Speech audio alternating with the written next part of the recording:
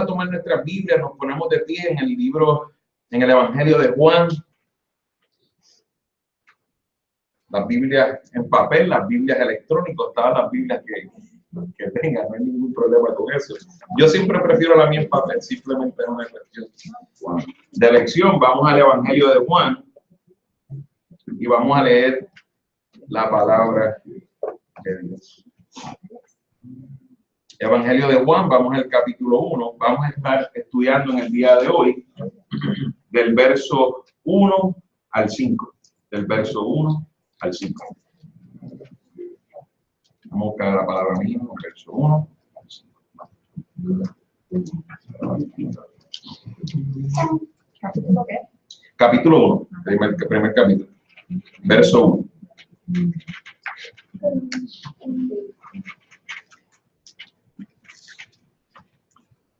Vamos a leer la palabra de Dios en el nombre del Padre, del Hijo y del Espíritu Santo.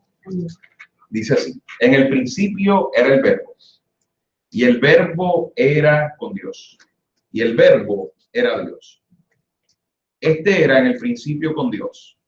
Todas las cosas por Él fueron hechas, y sin Él nada de lo que ha sido hecho fue hecho. En Él estaba la vida, y la vida era la luz de los hombres. La luz en las tinieblas resplandece, y las tinieblas no prevalecieron contra ella. Oramos. Padre, gracias por esta gran oportunidad y privilegio de poder predicar tu palabra, Señor. Te pido en esta hora que, como Isaías tuvo esa gran visión, que pasaste carbón encendido sobre sus labios, hoy pase carbón encendido sobre mis labios, Señor. Que simplemente sea el Espíritu Santo quien nos enseñe. Ayúdame, Señor, a menguar para que tú puedas ser exaltado. Esta es tu palabra. Hoy hablaremos de un tema bien vital en este tiempo. Señor, ayúdanos, danos toda sabiduría para poder entender tu propósito a través de tu palabra. Tu palabra es bendecida, Señor. Bendícenos a nosotros a través de ella. Lo pedimos en el nombre de tu Hijo Jesús. Amén. Amén. Amén. Puede tomar asiento. Cuando vemos el Evangelio de Juan y el por qué la selección del Evangelio de Juan para empezar nuestra predicación expositiva en nuestra iglesia, fue una selección bastante sencilla. Es una selección bastante sencilla porque el Evangelio de Juan es uno de los evangelios que más nos explica unos detalles que son necesarios para nosotros y nos vamos a ir dando cuenta mientras estudiamos el Evangelio de Juan. De hecho, los teólogos dicen que el Evangelio de Juan es tan simple como que un niño, si fuera comparado a un océano, un niño puede caminar en él sin hundirse. Pero también puede ser tan profundo que los mayores teólogos se puedan ahogar en él. Es una especie de evangelio donde puede ser sencillo, pero a la misma vez bien complejo. Nos da una idea, mientras los otros evangelios, entre ellos Mateo, Marcos, Lucas, nos enseñan la historia de Jesús terrenalmente. Pero Juan nos enseña la historia terrenal y celestial. Y vamos a darnos cuenta a través del mensaje de Juan. El autor se le vincula a este libro al autor, ¿verdad? Al escritor humano. Sabemos que el autor de la palabra de Dios es Dios mismo, es su pensamiento, pero hay un autor humano para efectos de quién fue el que lo escribió, lo redactó o lo dijo, porque hubo en momentos donde hay libros de la Biblia, fue el caso de Pablo, donde él decía y otro escribía. En este caso se entiende que es de mano de Juan. No tenemos todos los detalles, no estuvimos ahí, pero sabemos que es de parte de Dios y Juan es el autor humano. ¿Cómo podemos llegar a esa conclusión? Dice, entre la historia que leía, Ireneo era un discípulo, vivía en esos tiempos después de Cristo, era un discípulo de Policarpo. Policarpo era un obispo de la iglesia de Éfeso. Y Policarpo era un discípulo de Juan a su vez. Policarpo fue el que dio testimonio de que fue Juan el que escribió. Y usted dirá, ¿por qué es tan importante saberlo y tenemos que tener evidencia? Porque como usted sabe, la Biblia ha sido el libro más atacado en todos estos 2000 años después que Jesús se fue. La Biblia ha sido el libro más atacado. ¿Por qué? Porque toda nuestra fe se fundamenta y la documentamos en la palabra de Dios. Por lo cual para nosotros es vital saber quién fue el escritor, y sabemos que Juan era un apóstol. Leo en Mateo 41:22, dice, pasando de allí, vio a otros hermanos, le había hablado a Pedro, había traído a Pedro, y dice, pasando allí, vio a otros dos hermanos, hablando de Jesús, Jacobo, hijo de Zebedeo, y Juan, su hermano, en la barca con Zebedeo, su padre, que remendaban sus redes, y los llamó, y ellos, dejando al instante la barca y a su padre, le siguieron. Este fue el llamado de Juan. Este es Juan, el apóstol. Juan, como decían, el discípulo amado. Esa era la manera en que se refería a él mismo, el discípulo que el maestro amó, el discípulo que Jesús amó. Y Policarpo, que era obispo en Esmirna, confirma que que las palabras que había sido Juan quien había escrito este evangelio. El mismo autor confirma que uno de los que estuvo en la cena con el Señor Jesús, también en el libro de Juan, voy a ir un momentito a Juan 21, 20 al 24, o sea que el mismo autor nos confirma, dice, volviéndose Pedro, vio que le seguía el discípulo a quien amaba a Jesús, el mismo que en la acostado al lado de él, y le había dicho, Señor, ¿quién es el que te ha de entregar? Cuando Pedro le vio, dijo a Jesús, Señor, ¿y qué de este? Y Jesús le dijo, si quiero que él quede hasta que yo venga, que a ti, sígueme tú. Este dicho se extendió entonces entre los hermanos en que aquel discípulo no moriría. Pero Jesús no le dijo que no moriría, sino, si quiero que él quede hasta que yo venga, que a ti, le dice, fue lo que le dijo a Pedro. Dice el 24, este es el discípulo que da testimonio de estas cosas, escribió estas cosas, y sabemos que su testimonio es verdadero. Es necesario que ese versículo esté ahí. ¿Por qué? Porque ese versículo nos confirma que este evangelio fue de alguien que estuvo caminando con Jesús.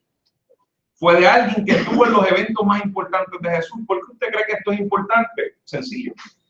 ¿Por qué entiendo yo que es importante? Es sencillo. Es porque yo quisiera saber cuál es la historia del que estuvo presente mirando todas esas cosas que pasaron. No es lo mismo que usted me diga a mí, no, a mí alguien me dijo que eso pasó, a que usted me diga, yo estuve allí. Tu testimonio va a tener validez conmigo porque tus ojos vieron lo que me estás contando. A diferencia si fuera alguien contándote lo que pasó. Este evangelio se escribe alrededor de los años 70 de Cristo, y cada vez que estudiamos un evangelio, un libro, usted va a ver que yo hago esta pequeña introducción sobre el libro o el evangelio que vamos a estudiar, porque es importante el contexto, saber qué está pasando. Se estima, ¿verdad? Y no hay fechas exactas, hay fechas estimadas. Se estima que se escribe en el año 70, o sea que significa que fue después que Jesucristo resucita. Usted sabe que Jesucristo marca el tiempo, o sea que fue alrededor de unos 40 y pico de años después que Jesús resucita.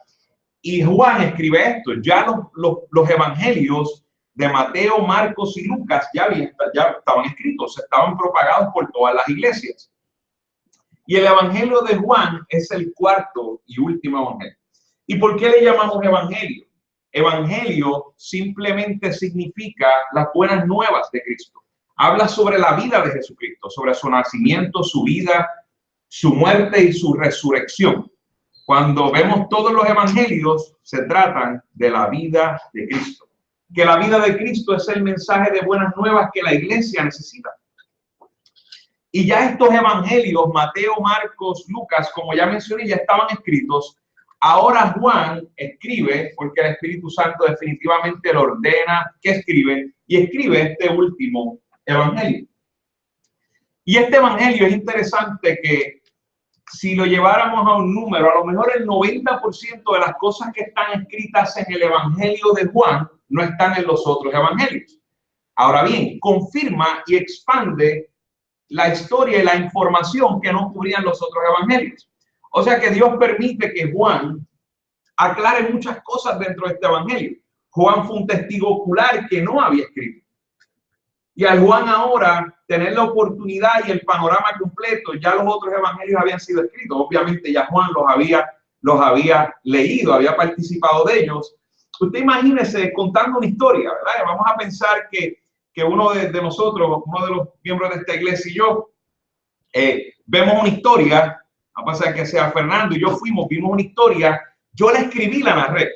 Entonces ahora Fernando lee mi historia y dice, ¿sabes qué? Se le olvidó algo, también se le olvidó que cuando él hizo eso, hizo esto, entre medio también hicimos esto. Y hay muchas historias. Usted se imagina cuántas cosas pudieron haber vivido estos apóstoles con Jesucristo, caminando con Jesucristo día a día. El mismo Juan dice, no hay libro que contenga tantos milagros y tantas cosas que vimos. Vamos, parte de lo que vamos a estudiar. La que no vemos en los evangelios todos los días de Cristo. No vemos todos los días que estuvo en su ministerio. No vemos muchas conversaciones que pudieron haber pasado que, ¿verdad? No tenemos idea. Ahora bien, lo que sí sabemos es que lo que tenemos aquí es lo que Dios quería que nosotros supiéramos. Interesante que Juan ahora tiene la oportunidad de escribir un evangelio después de haber visto los otros evangelios. Por eso es que este evangelio incluye un material muy rico y muy bueno, igual que los otros evangelios, pero con una perspectiva totalmente diferente. A la misma vez, en este tiempo estaban sucediendo muchas cosas dentro de la cultura, tanto los judíos como los griegos, los romanos, estaban pasando muchas cosas a nivel del mundo. Y vamos a verlo a través de esos primeros versos. La palabra que utiliza es una palabra del momento para describir a nuestro Mesías, a nuestro Cristo, en una manera que las personas de ese tiempo pudieran entender claramente a lo que él se refería. Fíjense que el documento, de la misma manera, perdón, antes de eso, Juan nos escribe 3 epístolas más, o sea, primera de Juan, segunda de Juan, tercera de Juan. Se entiende que una de esas epístolas era la introducción del evangelio. Entiende que esa primera epístola es esa introducción al evangelio. De hecho, cuando él escribe este evangelio, fue a petición de las iglesias, basado en una de las opiniones que hay, es que las iglesias le pedían, Juan, por favor, tú que fuiste testigo ocular, escríbenos. Y obviamente sabemos que Dios tiene control. La realidad es que escribe porque el Espíritu Santo permitió que escribiera, pero Dios permitió que la iglesia probablemente insistiera en que pudiera escribir lo que él había visto ocularmente. Y también escribe a su vez el libro de Apocalipsis. O sea que vemos a Juan, se le da la autoría también del libro de Apocalipsis. El documento original, y estos son temas, todos los temas que estoy discutiendo con usted, son temas que en algún momento usted va a entender por qué son vitales que los entiendan. Porque cuando hablamos con personas que son fuera de la cristiandad, lo que atacan precisamente es lo que llama el americano el source, la fuente, de donde nosotros sacamos nuestra información. Y quiero que entienda que, decía en una de las clases de discipulado, que hay un piso completo, imagínense un edificio de 8 pisos, perdón, un edificio de 8 pisos completo, lleno de información y evidencia de que la Biblia que nosotros tenemos es lo que tenemos que dar, probando arqueológicamente lo que nosotros creemos. Estos lugares que narra la Biblia son lugares que existieron, son lugares que todos están documentados a través de la historia. Por eso es que vemos, y si vemos este libro de Juan, hay personas fuera de la cristiandad que citaron varios versos de la Biblia, lugares. De hecho, la historia corrobora, muchos países tuvieron que corroborar su historia con la misma palabra de Dios. O sea que la palabra de Dios no es un libro nada más espiritual, es un libro también histórico. O sea que todos los lugares que están aquí escritos existieron y se puede documentar que existieron. El documento original se escribe en el idioma griego. Y quiero que entendamos y aclaremos una situación de los lenguajes, porque podemos encontrar personas en este tiempo que sin información, sin corroborar la historia, nos pueden decir, ¿sabes qué? Es que todo eso fue escrito en hebreo. Explico algo particular que pasaba en el tiempo de Jesús. Los judíos eran trilingües. Los judíos hablaban griego, hablaban hebreo y hablaban arameo. ¿Ok? El idioma hebreo se utilizaba, era el idioma en que fue escrito todo el Antiguo Testamento. De hecho, hay unas porciones de Daniel que se entiende que fueron escritas en arameo. Te explico por qué. El hebreo es el idioma original de los judíos. Ahora bien, el hebreo fue una lengua que estuvo por 2000 años muerta. Por 2000 años el hebreo no se utilizaba como la lengua normal y natural en la que hablaban los judíos. Eso fue después que llegan a Babilonia. De ahí en Babilonia en adelante, lo que hablaban comúnmente en las calles, el idioma del negocio, el idioma de hablar entre ellos era el arameo. El hebreo dejó de usarse. Ahora bien, el hebreo se hablaba en donde las sinagogas, era donde se hablaba. Era el idioma oficial de la religión. Eso pasó, de hecho, en un tiempo, si ustedes se acuerdan de la iglesia, por ejemplo, católica romana, utilizaba el latín para leer la Biblia, pero todo se usaba en otro idioma. Un ejemplo bien particular que tenemos de cerca. Y así mismo pasó con el hebreo. Era el idioma religioso, era el idioma que se usaba en las sinagogas, era el idioma en el que se leía el Antiguo Testamento, pero no era el idioma que se utilizaba comúnmente para hablar. O sea que Jesús, la mayoría de las veces, documentado a través de la historia, se entiende que habló la mayoría de las veces en arameo. Porque Jesús hablaba con las personas en la calle, Jesús hablaba de cuando usted cuenta las parábolas, los diferentes ejemplos que daba, los diferentes sermones que daba, él quería que todo el mundo le entendiera. O sea que era muy vital que usted entienda que el idioma que Jesús hablaba en su mayoría era arameo. Ahora bien, no significaba que no hablaba hebreo. Claro que hablaba hebreo, porque vimos porciones donde estaba en las sinagogas. Estaba leyendo del Antiguo Testamento o estaba simplemente diciendo un verso, siendo Dios que tenía en su mente, ¿no? Porque conocía todo, absolutamente todo. Y a la misma vez el idioma oficial del lugar era el griego. ¿Por qué? Porque Israel fue tomada por los romanos y los romanos hablaban griego. Y de hecho en algunos casos se entiende que no era nada más trilingüe. De hecho se entiende que hablaban 4 lenguas, porque el idioma oficial de los romanos para efectos de gobierno y transacciones gubernamentales era el latín. Era el latín.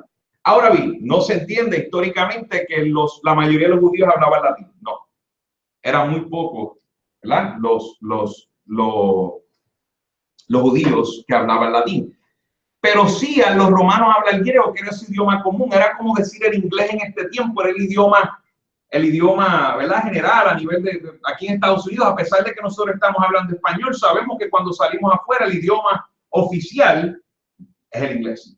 Exactamente en esa misma atmósfera era la que vivían los judíos. Nosotros podemos entenderlos, exactamente, podemos entenderlos porque vivimos en una atmósfera similar. Nosotros entre nosotros hablamos español, hacemos transacciones español, hablamos de nuestros trabajos en español, pero cuando vamos a hacer algo oficial nos toca hablar en ¿qué? En inglés. De hecho, el idioma que se usaba normalmente para escribir era el griego, porque era el idioma, diríamos, de una manera oficial en ese lugar. ¿Y por qué entro en esto? Porque muchos han querido tratar de ver el Evangelio de Juan en el idioma hebreo. De hecho, actualmente los judíos hablan hebreo, pero es un hebreo moderno. Hay una diferencia en sintaxis. Por ejemplo, en el hebreo del Antiguo Testamento se hablaba con el verbo y luego ¿verdad? Usted sabe que en español nosotros tenemos el sujeto y el predicado, ¿verdad? Tenemos, pero normalmente tú empiezas con los artículos, ¿verdad?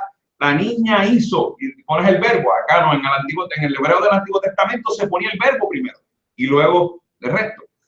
Ahora el hebreo moderno no es así. El hebreo moderno es más parecido al inglés o al español, como lo podamos conocer ahora. O sea que sí volvieron a retomar su lengua, pero aún así sigue siendo diferente. O sea que no significa que un hebreo de este tiempo pueda entender en detalle el Antiguo Testamento. Tiene que estudiar lo que era el hebreo antiguo, lo que es el hebreo antiguo. Y una de las cosas que tenemos que tener clara es que el Evangelio de Juan fue escrito en griego. O sea que si queremos entender claramente el contexto del autor, tenemos que aprender y ver que el idioma griego. Por eso usted me va a ver que una de las cosas que vamos a hacer, ¿verdad? Entre las diferentes cosas que tengo para hablar hoy, va a haber algunas palabras que yo se las voy a decir en griego. Y no es que yo hablo griego, es que, ¿verdad? Pude estudiar esas palabras en particular. ¿Qué significaban en el original? Para nosotros poder entender el significado claro de lo que nos quería decir el autor en ese momento. O sea que tratar de entender la Biblia en este evangelio en el hebreo antiguo sería realmente muy difícil para poder tener el entendimiento completo. De hecho, de los evangelios, el único evangelio que probablemente pudo haber sido escrito en arameo es Mateo, porque Mateo era los que colectaban impuestos y todo esto, tenían mucha habilidad de escribir. Y los sermones de Jesucristo probablemente fueron en arameo, por lo tal escribió en arameo y luego fue traducido al griego. Es el único que hay evidencia que pudo haber sido escrito en arameo. Los demás se inclinan todos, la mayoría de los teólogos, a que fueron escritos en griego, y especialmente el de Juan, que fue años más tarde. Simplemente unas pequeñas detalles que son vitales antes de empezar a estudiar este evangelio tan rico. Fíjese que en Juan 19, y simplemente para aclarar, en Juan 19:17, Juan hace referencia y dice: y él cargando su cruz salió al lugar llamado de la calavera, y en hebreo Gólgota. Y en hebreo Gólgota, usted diría, pero pastor, usted está equivocado, porque él dice que fue en hebreo. La realidad es que era tal el arameo era tal su lengua, que lo consideraban hebreo. O sea, lo que sucede ahí, porque Gólgota es una palabra aramea. Usted, hay otro momento que dice Cábata. Usted va a la historia y Gólgota dice, ¿cómo él dijo que fue en hebreo si realmente era en arameo? Era que era tan ligado a la cultura judía, como la carta fue escrita en griego, tenían que aclarar que eso fue escrito en el idioma de ellos para que lo pudieran entender. Es como yo decir, literalmente un lugar de Puerto Rico, decir, ¿sabes qué? Estamos en español chinchorreando, o en boricua chinchorreando. Usted dice, ¿qué es chinchorrear? Pues mucha gente no entiende qué es eso. Yo le digo a un colombiano, él habla español, pero dice, pero no entendí. Pero entonces ahora te digo, al boricua le digo, ¿sabes qué? En boricua eso es tal cosa, tal palabra. Dice, ya yo sé que chinchorrear es ir por los diferentes kioscos que hay en toda la isla y pararse. ¿Usted tiene una idea? Entonces, en este momento, Juan hace esa aseveración al hebreo, pero no es hebreo, sino arameo. Pero era tan fuerte el arraigo del judío con el arameo que literalmente lo hicieron su idioma, pero seguía siendo una lengua gentil. El arameo era una lengua gentil, ¿verdad? Lo que significa gentil fuera de los judíos. Lo cual es una verdad, ¿verdad? Que debemos conocer y saber. El propósito del Evangelio de Juan, antes de entrar de lleno a los versos, fíjense que el propósito, el mensaje de Juan es simple. Lo podemos resumir en esto: el Dios eterno se hizo carne. En eso podemos resumir el Evangelio de Juan. 100% Dios, 100% humano. En Juan 1:14, que está en esos versos, dice, y lo vamos a estudiar más profundamente, hoy lo voy a mencionar, dice, y aquel verbo fue hecho carne y habitó entre nosotros. Como lo dice Isaías. Isaías lo dice de esta manera. Por Isaías 7:14 nos dice, por tanto el Señor mismo os dará señal. He aquí que la Virgen concebirá y dará a luz un hijo y llamará su nombre Emmanuel. Mateo expande en Mateo 1:23 y dice, y que traducido significa Emmanuel, Dios con nosotros. Es que 800 años antes aproximadamente Isaías nos había dicho, una virgen concebirá y el nombre de ese niño será llamado Emmanuel, que Emmanuel significa Dios con nosotros. O sea que no es exclusivo esto de Juan. También Mateo nos hace aseveración que Jesús es Dios. Esta es la verdad esencial, amado, amigo, de la fe cristiana. No podemos negociar lo más básico y lo más esencial de nuestra fe, que es que Jesús es Dios encarnado. Y lo vamos a ver a través de estos versos. Fíjense que en Zacarías 12:10 no era una idea, un concepto nuevo, simplemente un concepto que viene del Antiguo Testamento, que ya Dios le había revelado al pueblo, para que cuando lo vieran no tuvieran ninguna sorpresa y no tuvieran confusiones.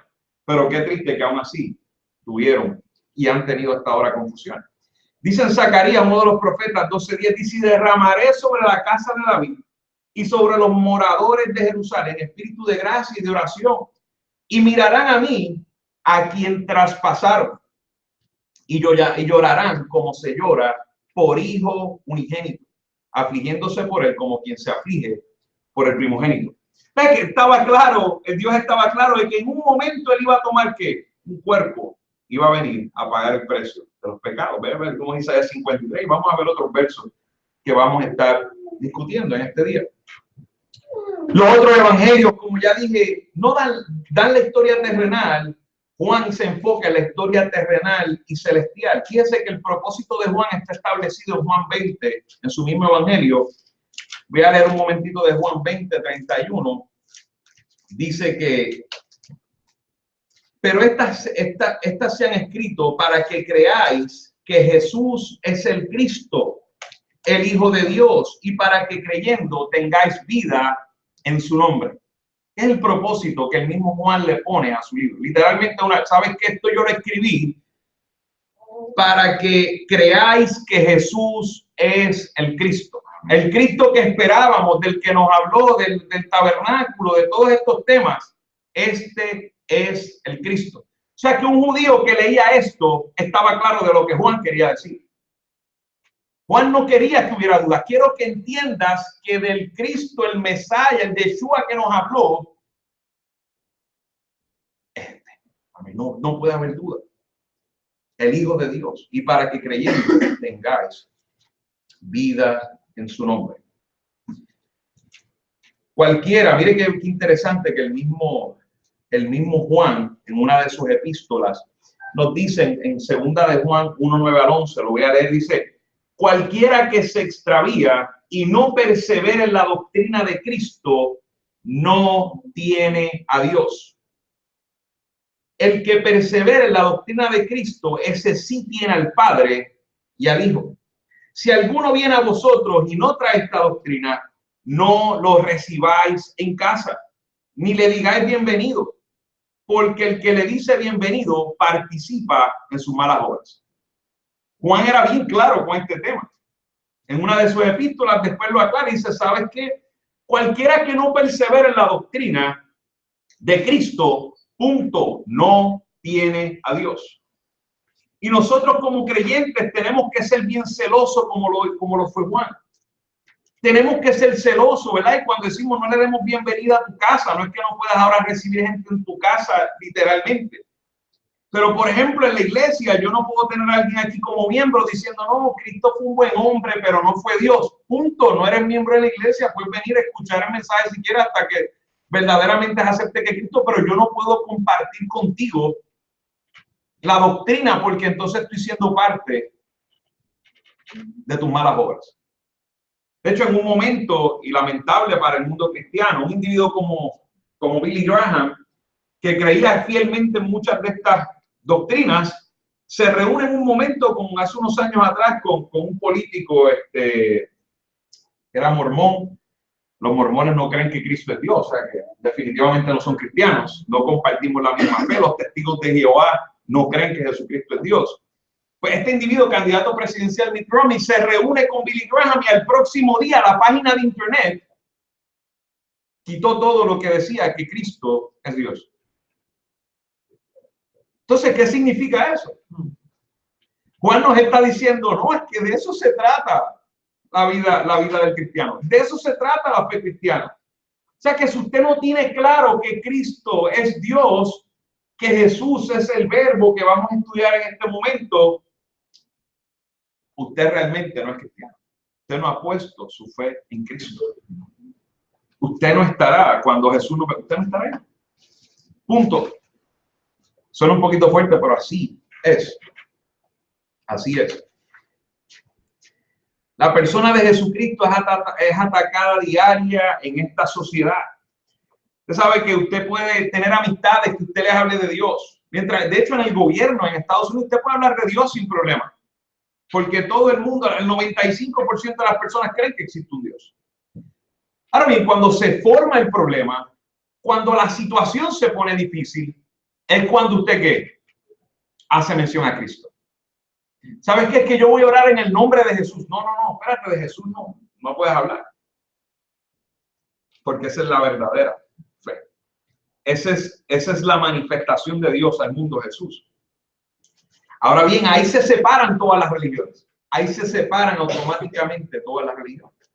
Y una de las cosas que usted va a ver es que la gente ataca a la fe. ¿Sabes qué? Es que estos apóstoles no eran conocedores. Déjame explicarle. Juan conocía el Antiguo Testamento.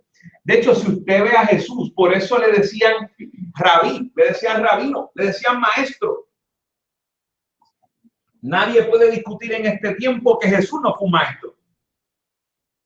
Los mismos fariseos reconocían su enseñanza, le permitían que hablara en las sinagogas. Ahora le voy a decir algo. Juan caminó con Jesús por 3 años y medio. De hecho, el Nuevo Testamento no estaba escrito cuando Jesús resucita y le da las instrucciones de ir a predicar el Evangelio. ¿Con qué usted cree que predicó Pablo? ¿Con qué usted cree que predicó Juan? ¿Con qué usted cree que predicó Pedro si no fue con el Antiguo Testamento? O sea, que eran conocedores en verdad de la palabra de Dios y del Antiguo Testamento. O sea, que usted no me puede decir, no, eso es que Juan, el apóstol, no estaba claro, no conocía, no. Cogió una tesis doctoral con Jesús, que era su rabino. Además de eso, su crianza fue en la sinagoga. Y a la misma vez tenía que aprender de ella porque le tocaba predicar al Cristo con los judíos. ¿Verdad? Porque predicó a los gentiles, pero también predicó a los judíos. Tenía que conocer la Torá, tenía que conocer el Antiguo Testamento. O sea, que no es una excusa de decir, ¿sabes qué? Juan estaba equivocado de quién era el Cristo. No, él tenía bien claro de quién era el Cristo. O sea, que cuando él dijo que era el Cristo, él estaba reconociendo todas las antiguas escrituras cuando él mencionó que el verbo era Dios. Me imagino que Juan recordaba lo que Isaías dijo en Isaías 9:6, dice, porque un niño nos es nacido, hijo os he dado, y el principado sobre su hombro, y se llamará su nombre admirable, consejero, Dios fuerte, Padre eterno, príncipe de paz. Se acordó de las palabras que decía en Isaías 35:4, Dios mismo vendrá y os salvará. Se acordaba de las palabras en Isaías 52:10, dice, Jehová desnudó su santo brazo ante los ojos de todas las naciones, y todos los confines de la tierra verán la salvación del Dios nuestro. Amén. Ahora le hacía sentido por qué fue que vio a su maestro perdonar pecados, cuando nadie en esta tierra puede perdonar pecados. Por eso cuando escucha decía, ahora tus pecados son perdonados.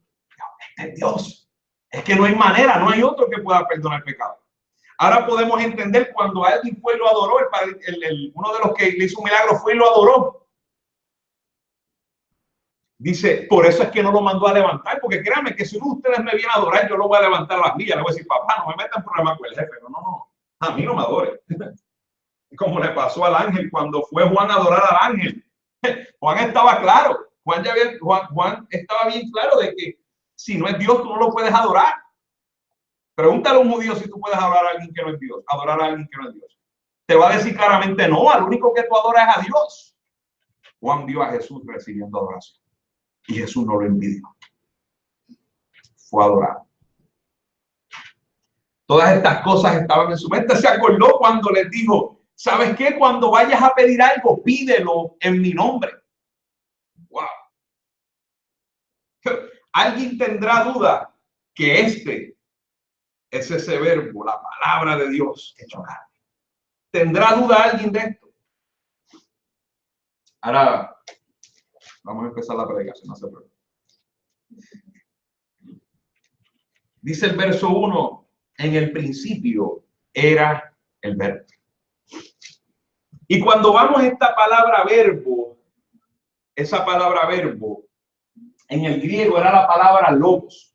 Era la palabra logos. Es interesante lo que está pasando en el contexto, lo que está pasando en este momento. O sea que en este momento hay muchas noticias pasando. Hay palabras que si yo menciono nombres y palabras, usted tiene que una idea de algo. O sea, ahora mismo yo digo Facebook y usted ¿qué dice? Facebook, claro, empieza a pensar en cosas que usted sabe de Facebook.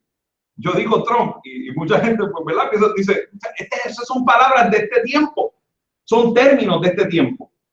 Pero usted decía Facebook hace muchos años atrás, eso no tiene ningún sentido, ni existe. ¿Qué es eso? O sea, son cosas que nosotros tenemos en este tiempo, pero logos era una de esas palabras. Logos era un término conocido en ese momento, era un término bien conocido por los que hablaban griego. O sea, el hablar griego era el idioma universal, literalmente, si lo pudiéramos ver en ese momento. Es como el hablar inglés ahora, decir un término en inglés es bien conocido, no nada más en Estados Unidos, a nivel del mundo. Exactamente era lo que estaba pasando. Pero fíjense, esta palabra logo fue primero utilizada por Heraclitus.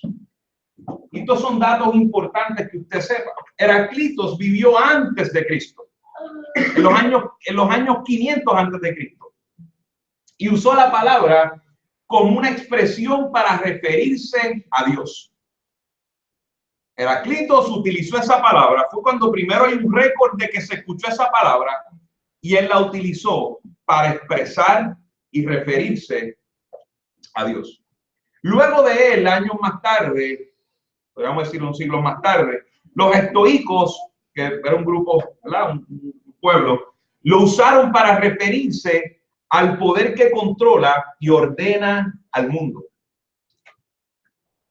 Heraclitus la utiliza para referirse a Dios.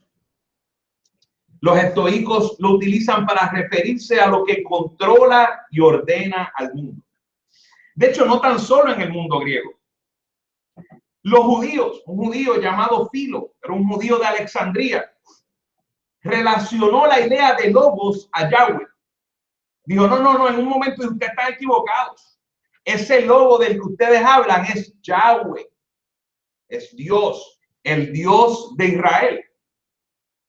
O sea que no era un tema que cuando Juan puso la palabra logos, era entendimiento para todos en esa sociedad, tanto judíos, griegos y de otros pueblos romanos. Era algo bien entendido porque ya se había utilizado como referencia para hablar de Dios, del que creó todas las cosas y el que controla todas las cosas. De hecho, para los hebreos, cuando se referían a Dios, para ellos la palabra es una palabra de acción. Para ellos el tú decir Dios implica creación, implica revelación, implica entrega total al pueblo, implica todas esas cosas. No es una palabra pasiva, es una palabra activa. Ahora bien, cuando Juan hace la introducción a Logos, dice, está bien bonita todas las opiniones que ustedes tienen. De hecho, eso era una de las cosas adicionales que tenía ese término, es que Logos no había nada relacionado a lo personal. Era un concepto no personal. Era una fuerza no personal. Y Juan, en otras palabras, dice, déjame introducirte a ese Logos que controla y ordena todo en este mundo en persona. Te voy a presentar ese Logos, pero te lo voy a presentar en persona.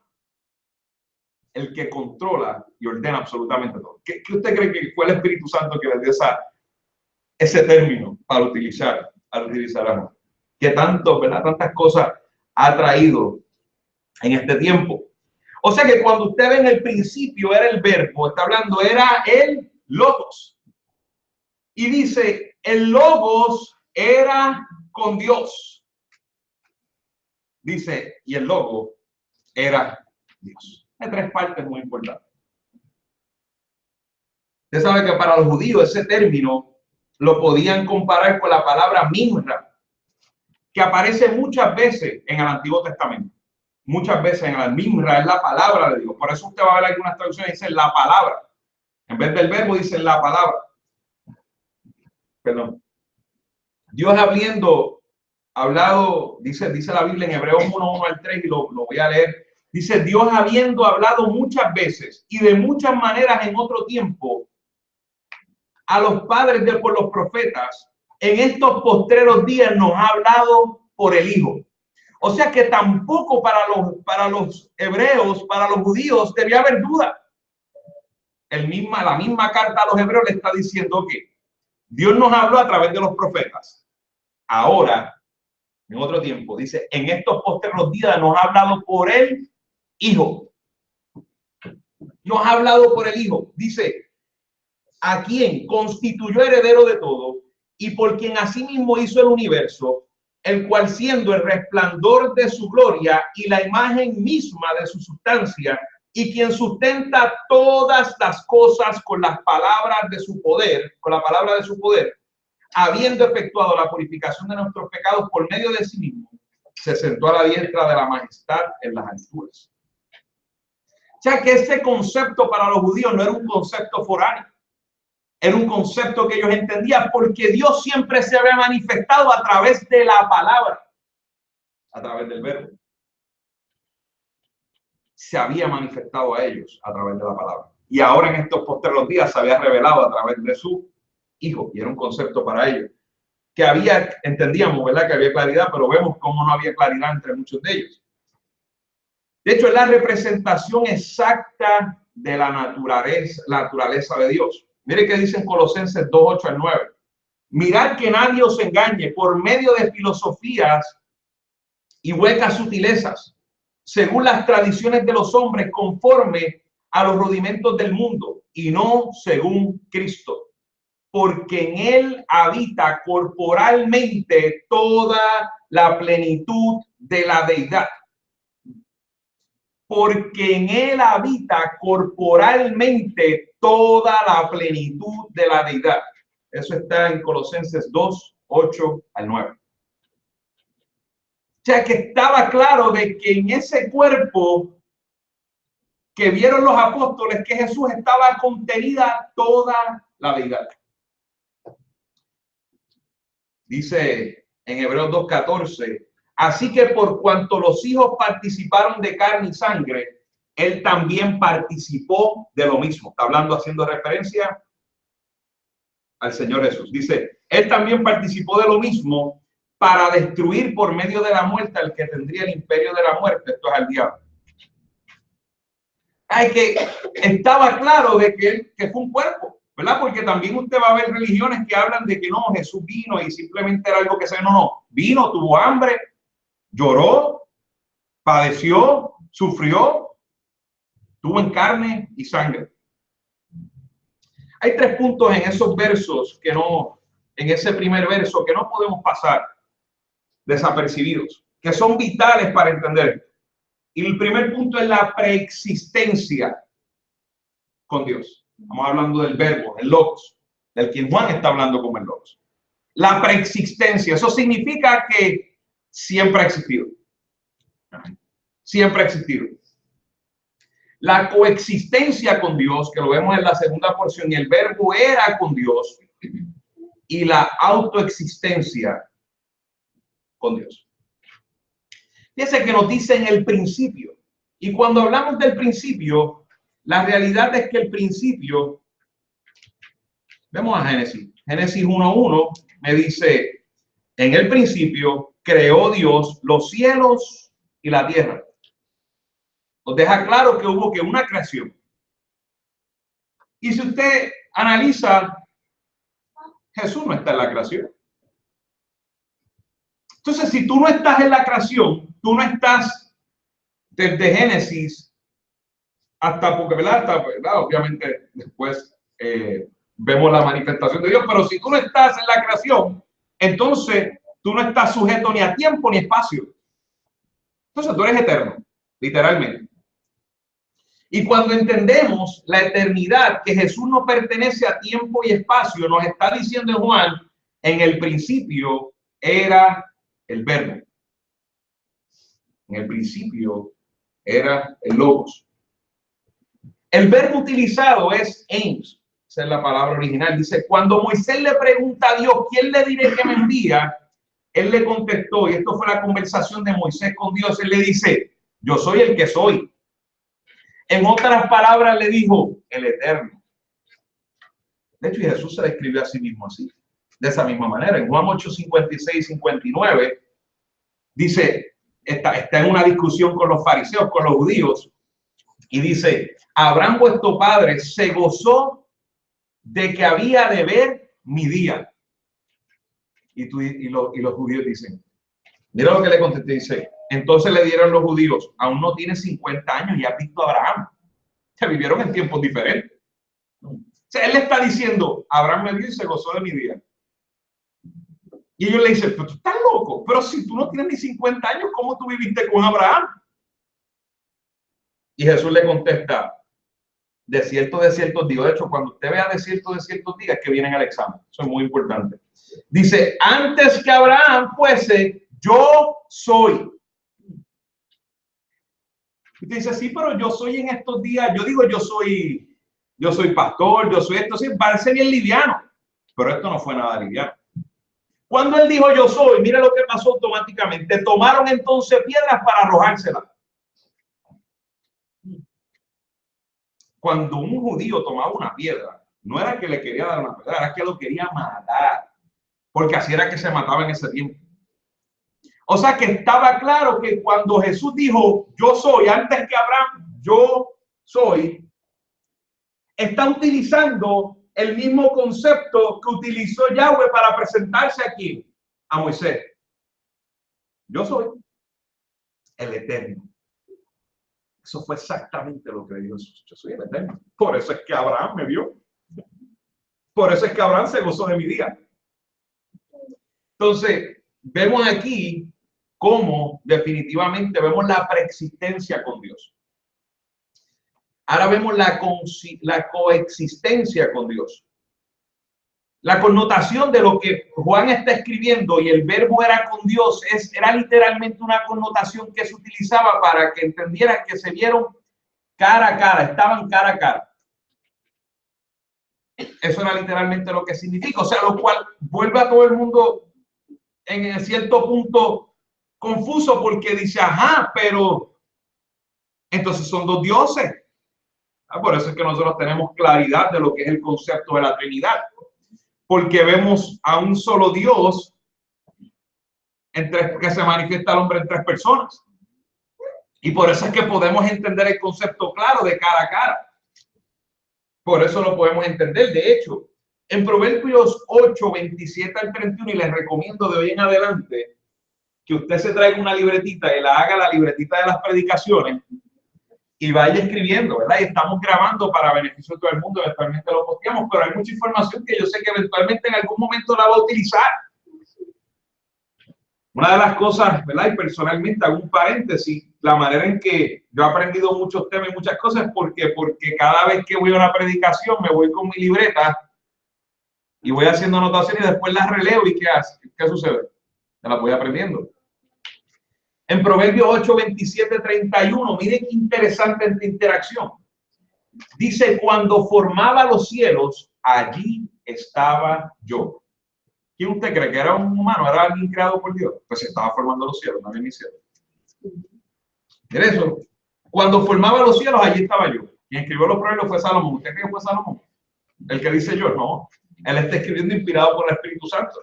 Dice, cuando trazaba el círculo sobre la faz del abismo, cuando afirmaba los cielos arriba, cuando afirmaba las fuentes del abismo, cuando ponía al mar su estatuto para que las aguas no traspasasen su mandamiento, cuando establecía los fundamentos de la tierra, con él estaba yo ordenándolo todo. Y era su delicia de día en día. ¿Quién usted cree que era ese? ¿Cómo los hebreos, los judíos podían traducir eso? Ellos siempre, de hecho, desde Génesis, cuando Dios dice, hagamos al hombre, eso es plural.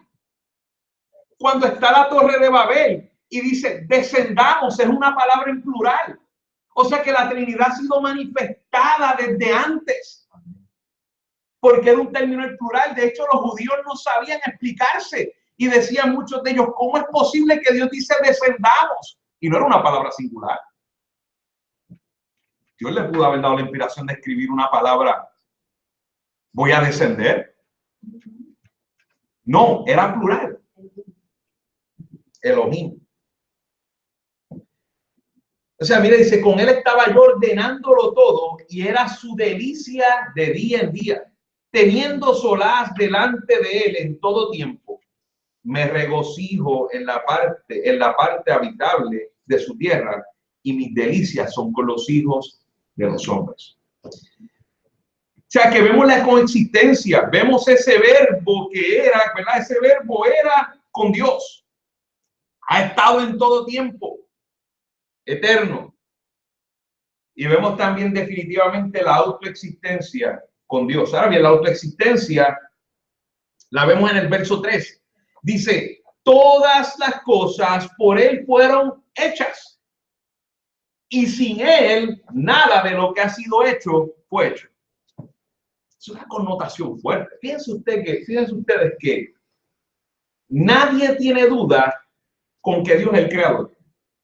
Usted se va a hablar por ahí, le hace una pregunta a alguien que cree en Dios, ¿verdad? En Dios, y en el mundo cristiano, a los judíos, y nadie tiene duda de que Dios es el creador de todas las cosas.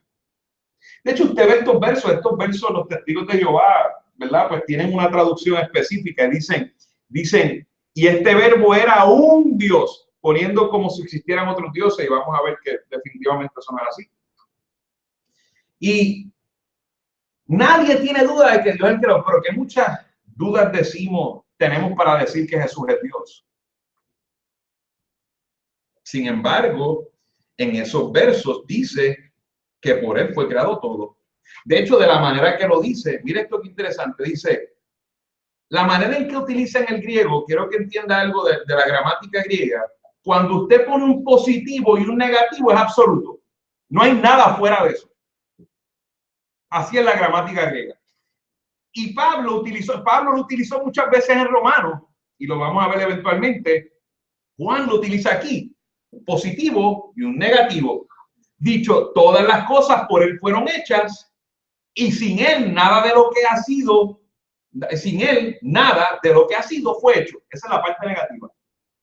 ¿Qué te está dejando fuera? Absolutamente nada. Todo fue hecho por él, y sin él nada fue hecho. O sea, no hay nada fuera de eso. De hecho, cuando vemos Isaías 42:5 nos dice, así Jehová Dios, creador de los cielos y él que los despliega, el que extiende la tierra y sus productos, el que da aliento al pueblo que mora sobre ella, espíritu a los que por ella andan. O sea que el judío nunca tuvo duda de que Dios es el creador. Por eso es lo que está diciendo Juan. Yo creo que está tan claro como eso. Dice, ¿sabes qué? Todo fue hecho por él y ya. Fuera de él no hay nada. Cuando vemos 1 Corintios 8:5 al 6, dice, pues aunque hay algunos que se llamen dioses, sea en el cielo o en la tierra, como hay muchos dioses y muchos señores, para nosotros, sin embargo, solo hay un Dios.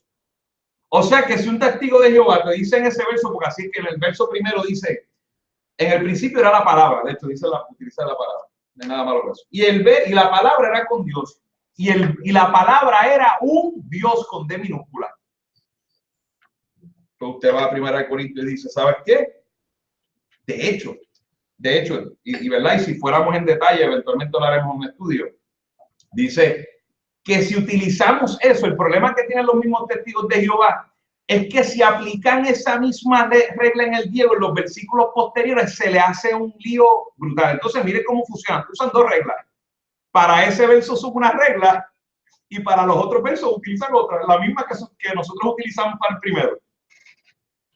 Entonces tú dices, pero eso no está bien, porque como tú utilizas una regla para uno, se supone que si tienes las mismas palabras, ¿qué sucede? Utilizas ¿qué? La misma regla.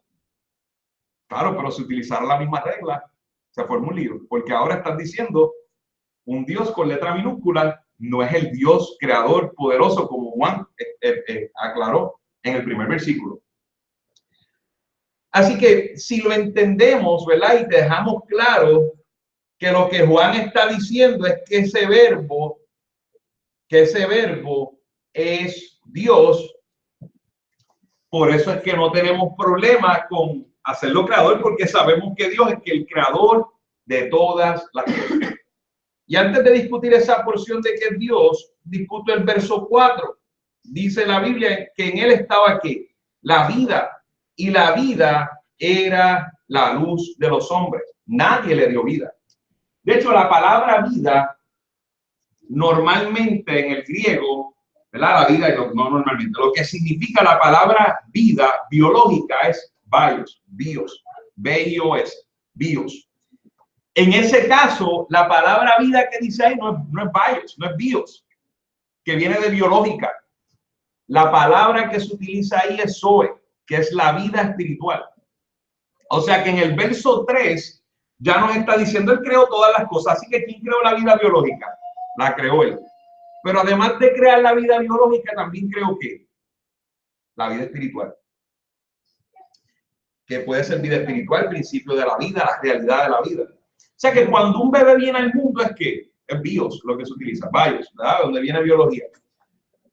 Así que él creó tanto la vida física como la vida zoe, ¿verdad? Que es la vida espiritual. O sea que toda la vida viene de él, o sea, proviene de él, es la fuente de vida. Por eso es que decía, yo soy el camino, la verdad y la vida. O sea que a él no se le puede la vida, él es la vida. Son dos cosas bien diferentes. De hecho, en Juan 8:12 nos aclara y nos dice, yo soy la luz del mundo. El que me sigue no andará en tinieblas, sino que tendrá la luz de la vida. La luz de la vida, palabras del mismo Jesucristo. O sea que en él estaba la vida y dice, y la vida era la luz de los hombres. Una de las cosas que tenemos que entender es que en ese verso 5 dice, la luz en las tinieblas resplandece y las tinieblas no prevalecieron contra ella. O sea, que significa no pudieron conquistarla. Las tinieblas no pudieron conquistar a la luz. Todo lo contrario, la luz conquista a las tinieblas. Para que podamos entender eso, en Lucas 22:53, Jesús dijo, habiendo estado con vosotros cada día en el templo, no extendiste las manos contra mí, mas esta es vuestra hora y la potestad de las tinieblas. O sea, que había claridad de que las tinieblas era lo que estaba fuera de él. En Colosenses 1:13 dice, el cual nos ha librado de la potestad de las tinieblas. O sea, que el trabajo de Jesús era darnos vida ¿qué? Espiritual. La física ya la teníamos. Era darnos vida ¿qué? Espiritual en ese momento. Porque ya la física nos la había dado cuando creó el mundo, creó la tierra. Era darnos vida espiritual y esa vida espiritual se convertía en la luz a nuestras vidas. Por eso él se describió como a sí mismo como la luz. Así que vemos que la luz en las tinieblas resplandece. ¿Quién ha tenido la oportunidad de ver en las tinieblas, en un salón oscuro, una vela?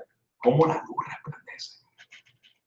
Así mismo Jesús en nuestras vidas. En medio de las tinieblas, Él fue nuestra luz. Él nos dio vida espiritual. Él nos dio vida espiritual. El verbo era Dios. Y eso lo vemos en la última parte del versículo 1. Y fíjense que las palabras que utilizan en el griego es teos, enho, logos. Ho es la preposición, ¿verdad? Y una de las cosas que usted va a ver es que muchas de las personas que han hecho herejías han tomado esa frase y la han cambiado como han querido. Dicen, no, Juan lo que quería decir era esto. Pues mire, ¿sabes qué? Que si Juan hubiese querido decir, o sea que hay algo claro que el 14 nos aclara, que el verso 14 nos dice, y aquel verbo fue hecho carne y habitó entre nosotros y vimos su gloria. O sea que nos está claro que la palabra verbo a lo que se refería Juan era ¿quién? A Jesús. Amén. Se hizo carne, caminó entre nosotros. O sea que el que caminó en esta tierra fue ¿quién? Fue Jesús. O sea que está claro que al que se refiere en el 1 es a Jesús. ¿Okay? O sea que eso está bien claro. Si Juan hubiera querido, o sea, Juan estaba bien claro en lo que el idioma en griego implicaba en él poner las palabras teos, enho, logos. Hay una diferencia bien grande si hubiese puesto ho, teos, enho, logos. Una diferencia bien grande. No lo entendemos porque no entendemos el idioma, la gramática, pero hubiese cambiado totalmente el orden de la frase. Pero él lo puso exactamente en el original, teos, enho, logos. Pero Juan era conocedor del idioma. Si Juan hubiese querido decir de otra manera, oye, Pedro utilizó, en segunda de Pedro, utilizó el término teois. Si él hubiese querido que solamente decir que Jesús tenía naturaleza divina, él no hubiese utilizado teos, él hubiese utilizado teois, que es T-H-E-I-O-S, con I, ¿sabes? Una I adicional. Esa I adicional cambia y dice, ¿sabes qué? Es una naturaleza divina. No quiso decir que era yo, dije que tenía naturaleza divina, pero él no utilizó eso. Juan pudo haber cambiado el orden y puesto una preposición antes, y entonces cambiaba el resultado a la inversa, o sea, la palabra a la inversa. Juan lo puso como el Espíritu quería que lo pusiera, para que estuviéramos claros que Jesús es Dios, que ese verbo se hizo carne y habitó entre nosotros y vimos su gloria como la gloria del unigénito, sin que quedara duda a nadie. Dice en Isaías 42, 8 al 9, dice, yo Jehová, este es mi nombre, y a otro no daré mi gloria. Y dice Juan, y vimos su gloria. Entonces no cuadra porque Isaías dejó claro que Jehová no comparte su gloria. A otro no daré mi gloria. Y Juan dejó claro, ese del que te hablo, de ese vimos su gloria. Juan tenía toda la claridad. Juan nos presenta que nuestra fe se basa en que ese verbo se hizo carne. Ahora entendemos a Isaías cuando nos dice, Dios mismo vendrá y os salvará. Un niño nos es nacido, en su nombre es Dios fuerte, Padre eterno. Y no debe quedar duda en nuestros corazones de que Jesús es Dios. Dice Juan en el mismo Evangelio de Juan, en el 8:24, nos dice el mismo Jesús, por esto os dije que moriréis en vuestros pecados, porque si no creéis que yo soy, en vuestros pecados moriréis. Amado, quiero que te pongas de pie.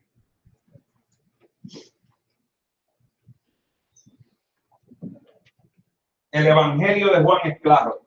Juan tuvo bien claro de lo que nos quería hablar. Nuestra fe no es una fe ciega. Dios ha permitido que su sabiduría sea conocida por nosotros. Dios ha permitido que podamos ocultar la historia, que podamos ocultar en fuentes de afuera para poder confirmar verdaderamente que Jesús es el Dios encarnado. Porque Dios no compartiría su gloria con nadie, porque Dios no le daría protagonismo a alguien que no fuera él mismo, porque Dios es un Dios celoso y dice, uno es, yo soy uno, yo soy el eterno, con nadie comparto mi gloria. Ahora bien, las palabras de Jesús nos dicen en el día de hoy, por eso os dije que moriréis en vuestros pecados, porque si no creéis que yo soy, en vuestros pecados moriréis. Así que hoy hago un llamado a aquel que ya ha recibido a Cristo como Salvador. Como dice Juan, recibamos al Cristo verdadero. A ese Cristo que representa la vida, que es la vida entera. Dice, yo soy el camino, la verdad y la vida. Esos versos que nos dicen, y yo soy la luz, porque la vida de él resplandeció en nosotros como luz en medio de las tinieblas. Y yo no sé si hoy que me escuchan, amigos, si hay alguien todavía hoy que esté en las tinieblas, porque si no hemos creído que Jesús es, moriremos en nuestros pecados. Pero Jesús está aquí hoy diciéndote, yo soy la vida, y no la vida que tiene, esa es la biológica, esa es la física, no, yo soy la vida espiritual. Si estás muerto espiritualmente hoy, yo he venido a rescatarte. Por eso ahora entendemos en la cruz del Calvario cuando dice consumado es, tetelestai, ha sido pagado, ha sido saldo el precio de tu pecado. Pero para aquellos que han creído que Jesús vino y dio la vida por ti y resucitó de los muertos. Gracias. Y que ese Jesús es el Dios encarnado. Para esos hay perdón de pecados. Así que si hay alguien en el día de hoy que ha tenido esta verdad y no la había entendido y a lo mejor no había tenido convicción, aquí estamos para orar por ti. Si quieres recibir ese Cristo que da la vida, si quieres recibir ese Cristo que es la luz en medio de las tinieblas, siempre la iglesia está disponible para eso porque es nuestro trabajo.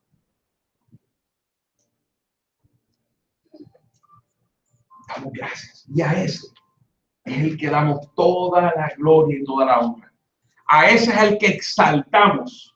La única razón por la que nos reunimos es para exaltarlo. A ese que nos salvó.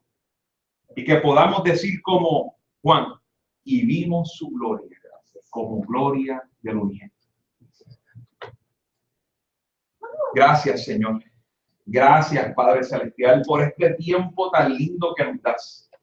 Gracias porque dice tu palabra y los que escuchen mi voz, esas son mis ovejas, los que escuchan mi voz. Gracias porque hemos escuchado tu voz, Jesús. Gracias porque viniste a salvarnos. Dice que ese verbo se hizo carne. Gracias, Señor. Gracias porque la única razón de este mundo eres tú, Jesús. Porque todo fue creado por ti y para ti, Señor. Dice el proverbio que te deleitabas, que era la delicia día a día. Y que nosotros, los hombres, nos convertimos en esa delicia para ti, mi Cristo.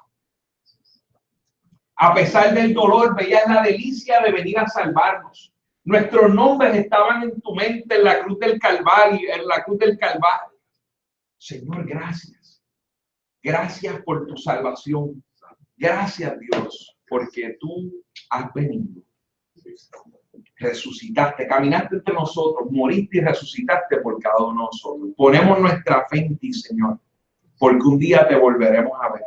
Y tendremos la oportunidad, Señor, de estar delante de tu presencia, de verte como el Cordero inmolado, Señor. Gracias. Podremos ver tus marcas como evidencia del amor que tuviste a nosotros. Gracias, Dios. Gracias por tu misericordia. Gracias por el regalo de salvación. Porque dice tu palabra, de tal manera amé al mundo que envié a mi unigénito para que todo aquel que cree no se pierda, mas tenga vida eterna. Nos deleitamos en ti, nos deleitamos en tu palabra y en tu verdad. Gracias, Jesús. Gracias. Damos gracias en el nombre poderoso de tu Hijo Jesús. Amén. Amén.